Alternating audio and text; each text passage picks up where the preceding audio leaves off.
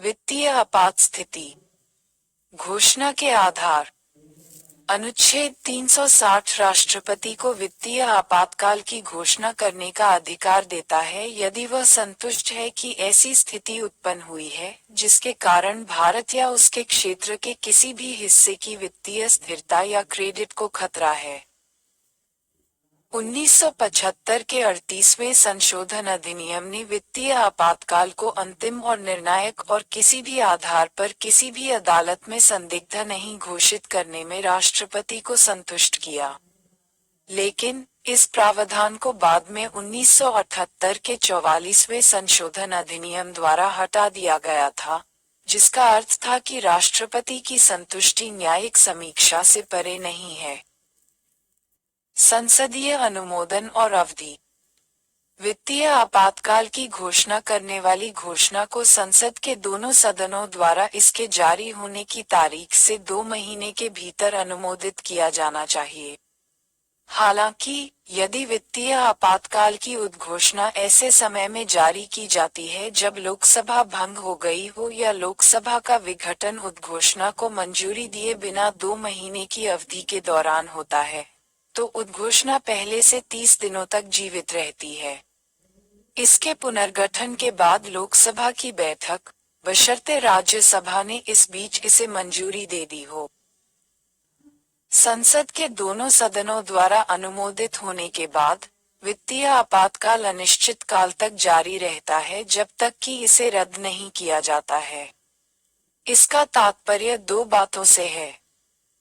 1. इसके संचालन के लिए कोई अधिकतम अवधि निर्धारित नहीं है, और 2. इसे जारी रखने के लिए बार बार संसदीय अनुमोदन की आवश्यकता नहीं है।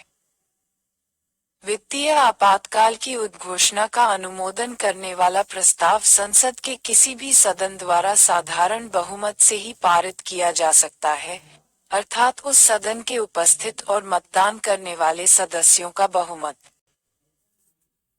वित्तीय आपातकाल की उद्घोषणा राष्ट्रपति द्वारा किसी भी समय बाद की उद्घोषणा द्वारा रद्द की जा सकती है। इस तरह की घोषणा के लिए संसदीय अनुमोदन की आवश्यकता नहीं होती है। वित्तीय आपातकाल के प्रभाव। वित्तीय आपातकाल की उद्घोषणा के परिणाम इस प्रकार हैं। 1. केंद्र के कार्यकारी अधिकार का विस्तार। किसी भी राज्य को वित्तीय औचित्य के ऐसे सिद्धांतों का पालन करने के लिए निर्देश देता है जैसा कि निर्देशों में निर्दिष्ट किया जा सकता है, और b. किसी भी राज्य को ऐसे अन्य निर्देश जो राष्ट्रपति इस उद्देश्य के लिए आवश्यक और पर्याप्त समझे। 2. इस तरह के किसी भी निर्देश में एक प्रावधान शामिल हो सकता है जिसमें a.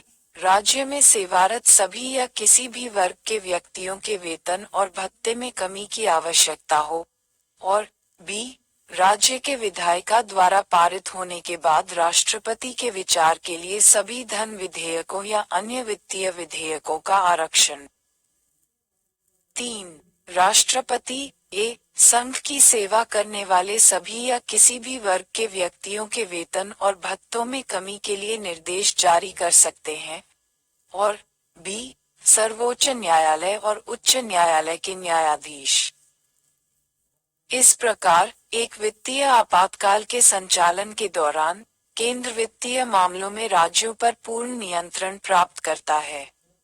संविधान सभा के सदस्य एचिन कुंजरू ने कहा कि वित्तीय आपातकालीन प्रावधान राज्यों की वित्तीय स्वायत्तता के लिए एक गंभीर खतरा है। उन्हें संविधान में शामिल करने के कारणों की व्याख्या करते हुए डॉक्टर बी.आर. अंबेडकर ने संविधान सभा में देखा। 14. यह अनुच्छेद कमोबेश 1933 में पारित संयुक्त राज्य अमेरिका के राष्ट्रीय वसूली अधिनियम के पैटर्न का अनुसरण करता है, जिसने राष्ट्रपति को आर्थिक और वित्तीय दोनों कठिनाइयों को दूर करने के लिए समान प्रावधान करने की शक्ति दी, जो आगे निकल गए थे। अमेरिकी लोग महामंदी के परिणामस्वरूप। अभी तक कोई वित्तीय आपातकाल घोषित नहीं किया गया है, हालांकि 1991 में एक वित्तीय संकट था। आपातकालीन प्रावधानों की आलोचना। संविधान सभा के कुछ सदस्यों ने निम्नलिखित आधारों पर संविधान में आपातकालीन प्रावधानों को शामिल करने की आलोचना की। 15। 1.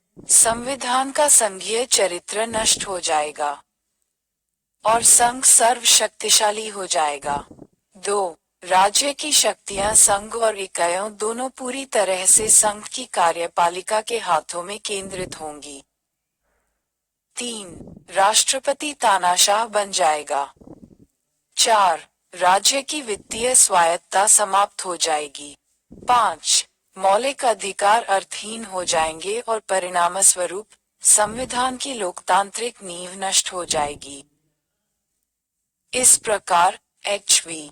कामत ने कहा, मुझे डर है कि इस एकल अध्याय से हम एक अधिनायकवादी राज्य, एक पुलिस राज्य, एक राज्य की नींव रखना चाह रहे हैं, जो उन सभी आदर्शों और सिद्धांतों का पूरी तरह से विरोध करता है जिन्हें हमने पिछले कुछ दशकों के दौरान ऊंचा रखा है। एक राज्य जहां लाखों निर्दोष पुरुषों और महिलाओं के अधिकार और स्वतंत्रता लगातार खतरे में होगी। एक ऐसा राज्य जहां शांति होगी। यह कब्र की शांति और रेगिस्तान का शून्य होगा। यह एक दिन होगा। शर्म और दुख की बात है जब राष्ट्रपति इन शक्तियों का उपयोग करते हैं जो दुनिया के लोकतांत्रिक देशों के किसी भी संविधान में समानांतर नहीं है। 16। के.टी. शाह ने उनका वर्णन इस प्रकार किया, प्रतिक्रिया और प्रतिगामी का एक अध्याय। मुझे लगता है कि इस अध्याय के सभी प्रावधानों में अंतर्निहित और प्रभावित करने वाली विचार की दो अलग अलग धाराओं को नोटिस नहीं किया जा सकता है। इकाइयों के खिलाफ विशेष शक्तियों के साथ केंद्र को हथियार देना और बी. लोगों के खिलाफ सरकार को हथियार देना। इस अध्याय के सभी प्रावधानों को विशेष रूप से देखते हुए और लगभग हर अनुच्छेद में दी गई शक्तियों की जांच करने से मुझे लगता है कि संविधान के तहत स्वतंत्रता या लोकतंत्र का नाम ही रहेगा। टी. कृष्णमाचारी को डर था कि इन प्रावधानों के माध्यम से राष्ट्रपति और कार्यपालिका एक प्रकार की संवैधानिक तानाशाही का प्रयोग करेंगे। 17। एच.एन. कुंजरू ने कहा कि आपातकालीन वित्तीय प्रावधान राज्यों की वित्तीय स्वायत्तता के लिए एक गंभीर खतरा पैदा करते हैं। हालांकि संविधान सभा में आपातकालीन प्रावधानों के नायक भी थे। इस प्रकार सर अल्लादी कृष्णास्वामी अय्यर ने उन्हें संविधान की जीवन श्वास के रूप में लेबल किया।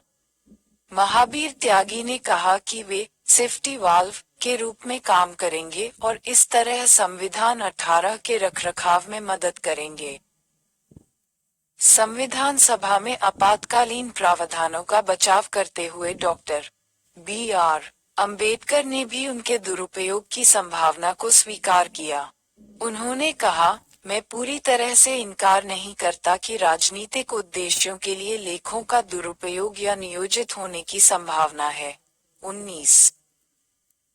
तालिका 16.2 राष्ट्रपति शासन लागू करना 1951-2019।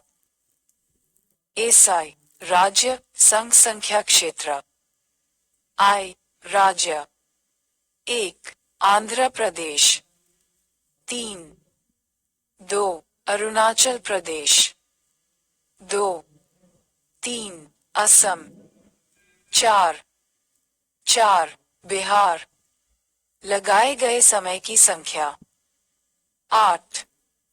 थोपने के वर्ष 1,95,420 1973 2014 1979 2016 1979 1981 1982 1990 1968 1969 1972 1977 1980 1995 5 छत्तीसगढ़ 6 गोवा 5 7 गुजरात 5 8 हरियाणा 3 9 हिमाचल प्रदेश 2-2 1999 2005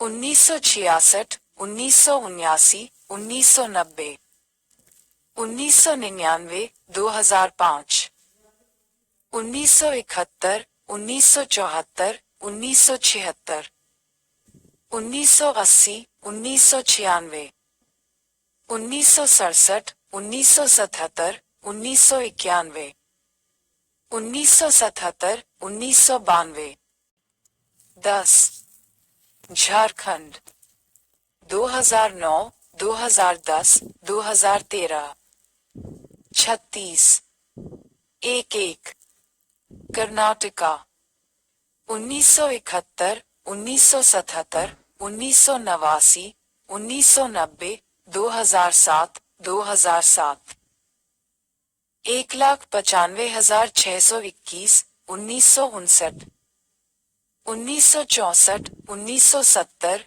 1979 12 केरल 5 13 मध्य प्रदेश 22-3 1977 1980 1992 14 345 महाराष्ट्र 2 1980 2014 15 मणिपुर 10 1967 1967 1969 1973 1977 1979 1981 1992 1993 2001 16 मेघालय 2 1991 2009 17 678 18 मिजोरम 3 1977 1978 1988 नागालैंड 4 1975 1988 1992 2008 19 उड़ीसा 6 1961 1971 1973 1976 1977 1980 20 पंजाब 23 8 1951 1966 1968 1971 1977 1980 1983 1987 21 राजस्थान 4 1967 1977 1980 1992 22 सिक्किम 1978 1984 2-4 23 तमिलनाडु 1976 1980 1988 1991 24 तेलंगाना त्रिपुरा 25 1971 1977 1993 2016 2016 2222 27 1326 26 उत्तराखंड उत्तर प्रदेश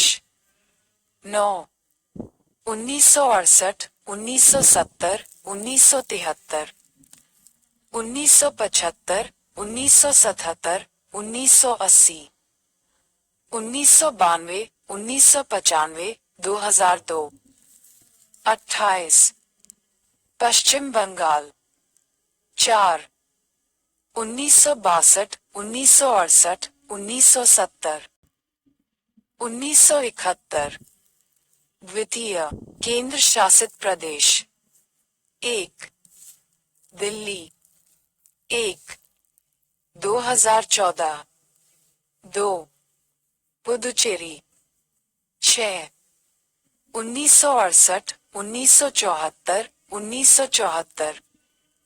3 जम्मू और कश्मीर 24। 1 2019। 1978, 1983, 1991।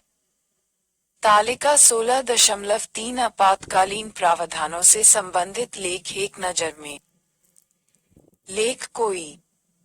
विषय वस्तु 352 आपातकाल की उद्घोषणा। 353 आपातकाल की उद्घोषणा का प्रभाव। 354 आपातकाल की उद्घोषणा के दौरान राजस्व के वितरण से संबंधित प्रावधानों को लागू करना। 355 बाहरी से राज्यों की रक्षा करने का संघ का कर्तव्य। आक्रामकता और आंतरिक अशांति।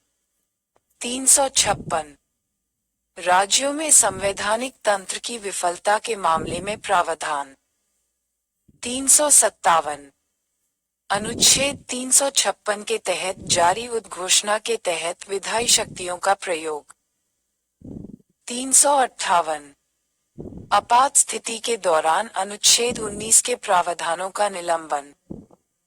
359 आपात स्थिति के दौरान भाग 3 द्वारा प्रदत्त अधिकारों के प्रवर्तन का निलंबन। पंजाब राज्य के लिए इस भाग का आवेदन निरस्त। 359 ए। 360 वित्तीय आपातकाल के रूप में प्रावधान। नोट्स और संदर्भ। 1 संविधान सभा वाद विवाद खंड 7 परी।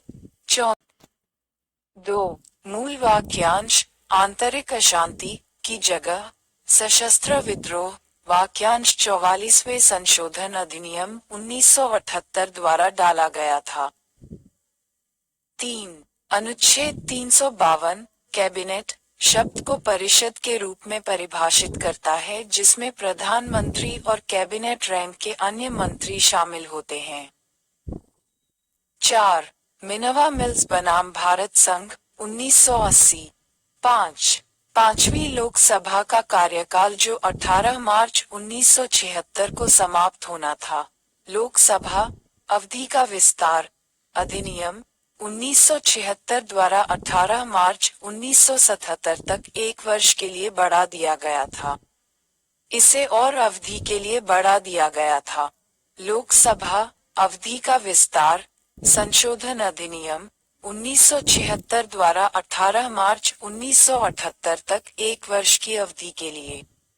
हालांकि सदन 18 जनवरी 1977 को 5 साल 10 महीने की अवधि के लिए अस्तित्व में रहने के बाद भंग कर दिया गया था और 6 दिन 1976 के 42वें संशोधन अधिनियम ने 6 महीने की अवधि को 1 वर्ष तक बढ़ा दिया था। इस प्रकार एक बार संसद के दोनों सदनों द्वारा अनुमोदित होने के बाद राष्ट्रपति शासन की घोषणा 1 वर्ष तक जारी रह सकती है। लेकिन 1978 के 44वें संशोधन अधिनियम ने इस अवधि को फिर से घटाकर 6 महीने कर दिया। 7 पंजाब में मई 1987 में लगाए गए राष्ट्रपति शासन को 1991 के 68वें संशोधन अधिनियम के तहत 5 साल तक जारी रखने की अनुमति दी गई थी। 8 भंग होने की स्थिति में नए चुनाव कराए जाते हैं। राज्य में नई विधानसभा का गठन। 9 उन 9 राज्यों में राजस्थान, उत्तर प्रदेश, मध्य प्रदेश, पंजाब, बिहार, हिमाचल प्रदेश, उड़ीसा, पश्चिम बंगाल और हरियाणा शामिल हैं। 10 उन 9 राज्यों में उत्तर प्रदेश, बिहार, राजस्थान, मध्य प्रदेश, पंजाब, उड़ीसा, गुजरात, महाराष्ट्र और तमिलनाडु शामिल हैं। 11 एसआर बोम्मई बनाम भारत संघ 1994। 12 संविधान सभा वाद विवाद खंड IX परी 133 और 177। 13 केंद्र राज्य संबंध आयोग की रिपोर्ट भाग पृष्ठ 165-180 1988। 14 संविधान सभा वाद विवाद खंड एक्स परी 361-372। 15 MV पायली भारत का संविधान एस चंद 5वां संस्करण 1994 p 280। 16 संविधान सभा वाद विवाद खंड आई एक्स परी 105। 17 इबिड पी 123। 18 इबिड पी 547। 19 इबिड पी 177। 20 यह आंध्र राज्य में लगाया गया था। 21 यह त्रावणकोर कोचीन में लगाया गया था। 22 1949-1952 से विंध्य प्रदेश में राष्ट्रपति शासन था। इस राज्य को 1956 में मध्य प्रदेश राज्य में मिला दिया गया था। 23 1953 में पटियाला और पूर्वी पंजाब राज्य संघ PPSU में राष्ट्रपति शासन लगाया गया था, जिसे 1956 में पंजाब राज्य में मिला दिया गया था। 24 तत्कालीन राज्य जम्मू कश्मीर में 8 बार यानी 1977, 1986, 1990, 2002, 2015, 2016, 2018 में राष्ट्रपति शासन लगाया गया था।